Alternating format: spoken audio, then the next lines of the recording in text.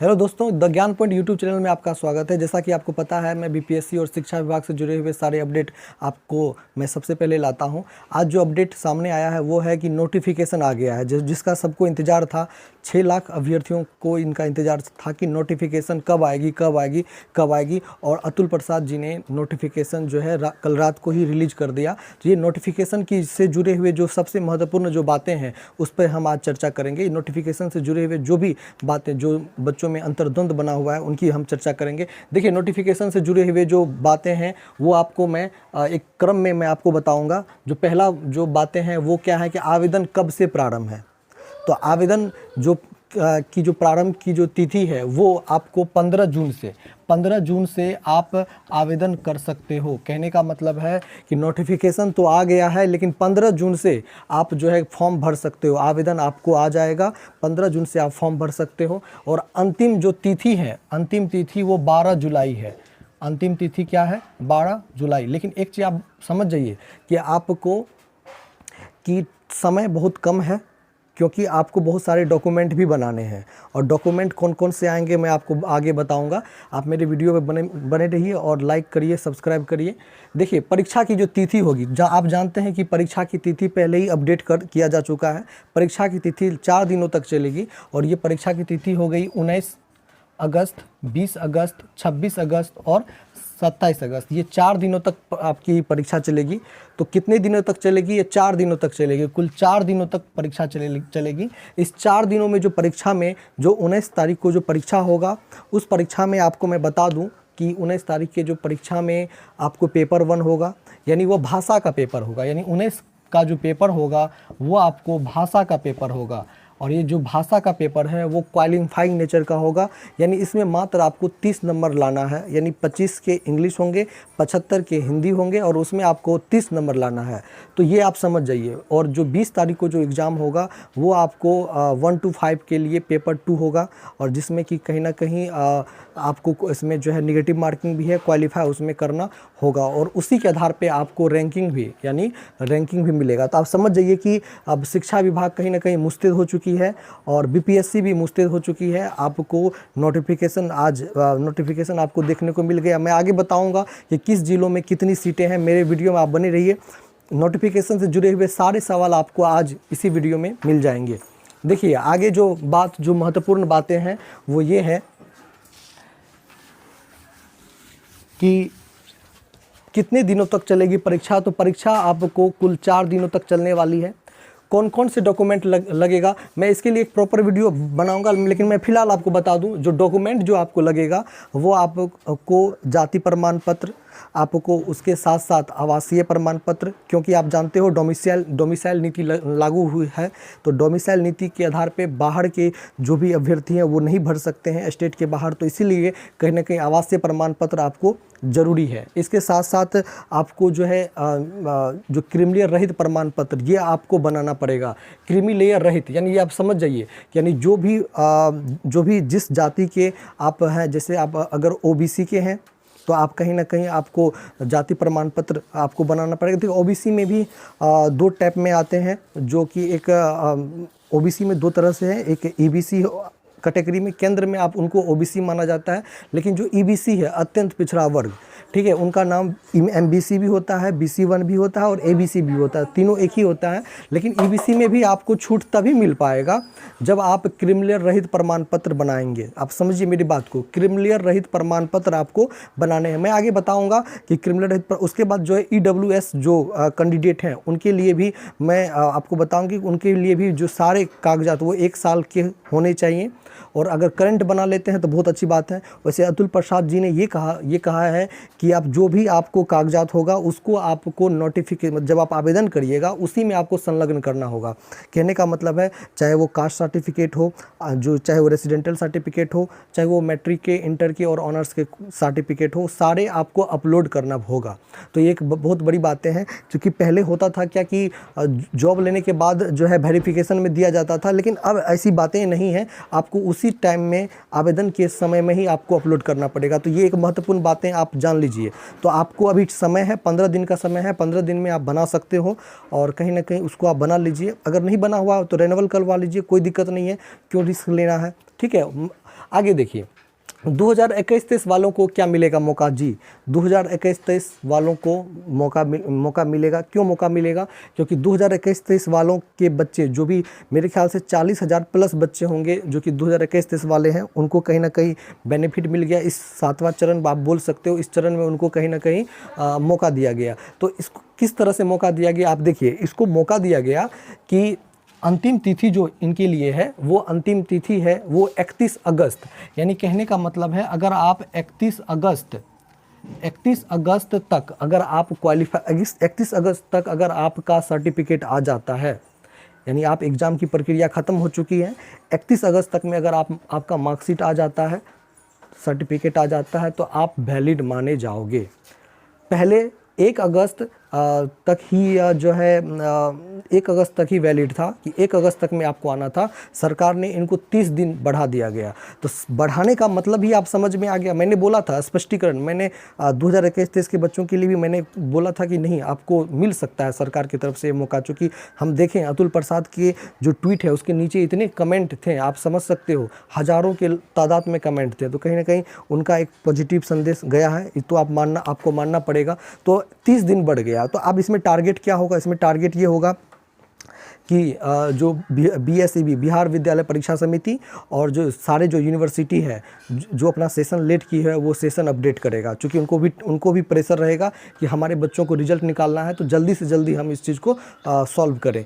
आगे देखिए, आगे जो 9वां पॉइंट में जो बातें हैं वो बात क्या है कि नियोजित टीचर के एज में छूट। हाँ, नियोजित शिक्षकों को कहीं ना कहीं एज में पूर्ण रूपेण छूट मिला है। क्यों छूट मिला है? जो नियोजित शिक्षक हैं उनको कहीं ना कहीं आप समझ जाइए, उनको ये छूट मिला है कि 2012 से पहले जो भी शिक्षक होंगे जो नियोजित होंगे वो ST8, BT8, CT8 अगर ये क्वालिफाई नहीं भी है फिर भी वो जो है एलिजिबल है। पहली बात एक। दूसरी बात, उनको उम्र सीमा में पूरी छूट दी गई है, चाहे वो 50 साल के हो या 54 साल के हो, वो फॉर्म भर सकते हैं। तीसरी बात कि जो कैंडिडेट ST8 क्वालिफाई हैं उनको कहीं ना कहीं 10 वर्ष का छूट मिलेगा। तो ये बातें आपको ध्यान में रखनी होगी कि नियोजित शिक्षकों को कहीं ना कहीं छूट मिला है। वो छूट क्या मिला? उम्र सीमा में पूरी छूट मिला है। अब 6 to 8 का अब क्या? अब कुछ नहीं होने वाला है 6 to 8 में। अब कोई भर्ती 6 to 8 में आने वाली नहीं है। जो शंका थी वो शंका अब ख़त्म हो चुका है। 6 to 8 में ये सोचा गया था कि 6 to 8 में भर्तियां आएगी, सीट बढ़ेंगे, लेकिन आप समझ सकते हो कि वो सारे चीज़ ख़त्म हो चुके हैं। अब आपको सिर्फ और सिर्फ तैयारी में जुट जाना चाहिए। क्योंकि आपकी जितनी अच्छी तैयारी होगी आप उतना ही अच्छा जो है आपका रैंक आएगा और आपके ज़िले में ही हो सकता है। और आप देखिए क्या पढ़ें और कितना पढ़ें, इस पर मैं बाद में वीडियो बनाऊंगा। क्योंकि वीडियो बहुत लंबा हो जाएगा, तो मैं इस चीज़ पर मैं एक और वीडियो बनाऊंगा जिसमें आपको सारा चीज़ मैं बताऊंगा। कौन कौन से बुक पढ़ें ये भी सारे चीज़ मैं आपको दूसरे वीडियो में बताऊँगा। और एक चीज़, कितने मार्क्स की होगी परीक्षा? तो परीक्षा का पैटर्न बदल गया है। परीक्षा का पैटर्न बदल गया है। जो परीक्षा जो होगी वो आपको 150 अंक की नहीं होगी, ये बात ध्यान लीजिए। अब वो परीक्षा 120 अंक की होगी। सबसे बड़ी बात, यानी शिक्षा विभाग और BPSC के बीच जो झमेला था वो ख़त्म हुआ और जो निकल कर सामने यही आया कि 120 अंकों की परीक्षा होगी। और 120 अंक में भी 2 सेक्शन होंगे, एक सेक्शन 80 के और एक सेक्शन 40 के होंगे। तो जो 80 के जो सेक्शन होंगे वो सब्जेक्ट के सेक्शन होंगे, वो सब्जेक्ट होगा आपका। और जो 40 जो होंगे वो सामान्य ज्ञान होगा। अब मैं एक प्रॉपर वीडियो बनाऊंगा जिसमें आपको मैं डिटेल में मैं आपको बताऊंगा कि सब्जेक्ट में क्या और सामान्य ज्ञान में क्या। देखिए जो सब्जेक्ट होंगे, तो सब्जेक्ट आप जानते हो कि 1 to 5 या 9 to 10 जो भी टीचर है, सब्जेक्ट में आपको क्या पूछा जाएगा? आप सब्जेक्ट में जानते हो मैथ तो पूछा ही जाएगा, साइंस आपको पूछा ही जाएगा, उसके बाद रुको, मैथ, साइंस, सोशल साइंस, उसके साथ आपको इंग्लिश और उसके बाद आपको हिंदी, यानी ये आपके सब्जेक्ट का हिस्सा है, ये आपके सब्जेक्ट का हिस्सा है, ये पांचों सब्जेक्ट का हिस्सा है। तो सब्जेक्ट आपको पांचों रहेंगे, वो किस रूप में रहेंगे वो आप बाद में आपको बताया जाएगा। सामान्य ज्ञान में कुछ ऐसे सेक्शन रहेंगे जिसमें आपको करंट अफेयर्स देखने को मिलेगा, और साथ ही साथ कुछ ऐसे सब्जेक्ट रहेंगे जो कि एक शिक्षक को जाननी चाहिए, जो हमारी जो पर्यावरण में या पर्यावरण से रिलेटेड, और इसके साथ साथ ही जो राष्ट्रीय और अंतर्राष्ट्रीय मसले होते हैं उनसे क्वेश्चंस आपको देखने को मिलेंगे। तो चलिए मैं आगे और इस चीज़ को और आगे मैं बता रहा हूँ। देखिए आगे जो पॉइंट है उस पॉइंट में आप समझिए। अब नेगेटिव मार्किंग को समझिए। नेगेटिव मार्किंग जो होंगे वो जो होगा वो 0.25, कहने का मतलब है 0.25 नेगेटिव मार्किंग होगा, यानी 4 क्वेश्चन गलत होंगे तो आपके 4 क्वेश्चन, अगर सपोज दैट मान के चलिए 5 ऑप्शन है, 5 ऑप्शन रहेंगे ही आपके। ऐसा शंका था कि 4 ऑप्शन रहे, कहीं ना कहीं शिक्षा विभाग और बीपीएससी जो है कहीं ना कहीं बच्चों के साथ एक तरह का कहीं ना मजाक ही कर रही है, क्योंकि आपको 4 ऑप्शन देनी चाहिए लेकिन आप 5 ऑप्शन दे दिया गया। 5 ऑप्शन सब्जेक्ट को और कठिन कर दिया गया। तो 5 ऑप्शन में अगर आपके 4 गलत हैं, अगर 4 गलत हैं तो 4 गलत हैं तो आपको एक क्वेश्चन के मुताबिक वो आपको कट जाएंगे, यानी 4 गलत होंगे तो 1 नंबर आपका कट जाएगा। तो इस आधार पे प्रति क्वेश्चन आपके 0.25 मार्क्स कटेंगे। मेरी बात फिर से सुन लीजिए, ये ऑप्शन कितने होंगे? 5 ऑप्शन होंगे। ऑप्शन कितने होंगे? 5 ऑप्शन होंगे, यानी एक क्वेश्चन के 5 ऑप्शन होंगे।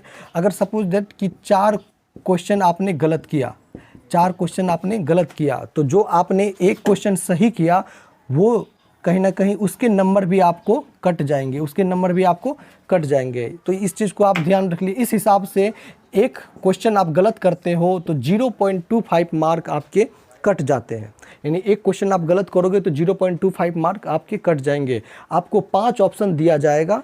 5 ऑप्शन में जो 5वां जो ऑप्शन होगा वो ऑप्शन होगा इनमें से सभी और इनमें से कोई नहीं, ये ऑप्शन होगा। और ये आपको मैं बता दूं, ये ऑप्शन इतना घातक है कि जब तक आपको पूर्ण रूपेण नॉलेज नहीं होगा तब तक आप इस ऑप्शन को आप टिक नहीं लगा सकते हो। तो ये कहीं ना कहीं जो है अब जाके क्लियर हो गया है कि कितने नंबर के एग्ज़ाम होंगे, कितने मार्क्स होंगे, नेगेटिव मार्किंग क्या रहेगी, क्वेश्चन का पैटर्न क्या रहेगा, सारा चीज़। अब बात करते हैं एस्टेट वालों का क्या। तो एस्टेट वालों को कहीं ना कहीं जो है उनके भी सब्जेक्ट में पूछा जाएगा। इसके साथ साथ ही उम्र में छूट मिली, 10 वर्ष की छूट मिली। और जो बीसीए हैं, एमसीए किए हुए हैं, एमबीए किए हुए हैं, उनको भी बीसीए और एमसीए सब ये सब किए हुए हैं, तो उनको कहीं ना कहीं जो कंप्यूटर टीचर में उनको कहीं ना कहीं बीएड करने की आवश्यकता नहीं है। और साथ साथ ही ऐसे अभ्यर्थी जो बीटेक किए हुए हैं वो भी कहीं ना कहीं जो एमबीए किए हुए हैं वो भी कहीं ना कहीं इस टीचर भर्ती में वो शामिल हो सकते हैं। तो अब आंदोलन का क्या? आंदोलन आपका ख़त्म हुआ नहीं है, लेकिन आप मान सकते हो कि आंदोलन का प्रभाव अब ना के बराबर होगा, क्योंकि शिक्षा विभाग मुस्तैद हो गई है, बीपीएससी मुस्तैद हो गई है। जो होना होता वो कल की मीटिंग में ही होता। अब मेरे ख्याल से इनका प्रभाव नहीं पड़ेगा, लेकिन आंदोलन कर्मी को अपना आंदोलन अगर जारी रखें तो सही है, क्योंकि जो इसमें हो सकता है कि आगे कुछ और बेनिफिट दे। उसके बाद 39 विधायक, ये 39 विधायक जो हैं कहीं ना कहीं अब उनकी आवाज़ें भी दब चुकी हैं। अब किस तरह दबी हुई आप जानते हैं, जिसकी सरकार होती है, सत्ता में जो होता है उन्हीं के अनुसार सारे काम होते हैं। और सारे जो इम्पोर्टेंट फैक्ट्स हैं मैं आपको अगले वीडियो में बताऊंगा। और रात 9 बजे 1 जून से मैं लाइव आऊँगा, उसमें आप हमसे मैथ पढ़ सकते हैं। और जो भी इम्पोर्टेंट क्वेश्चंस होंगे मैं आपको PDF के रूप में आपको मैं उपलब्ध कराऊँगा।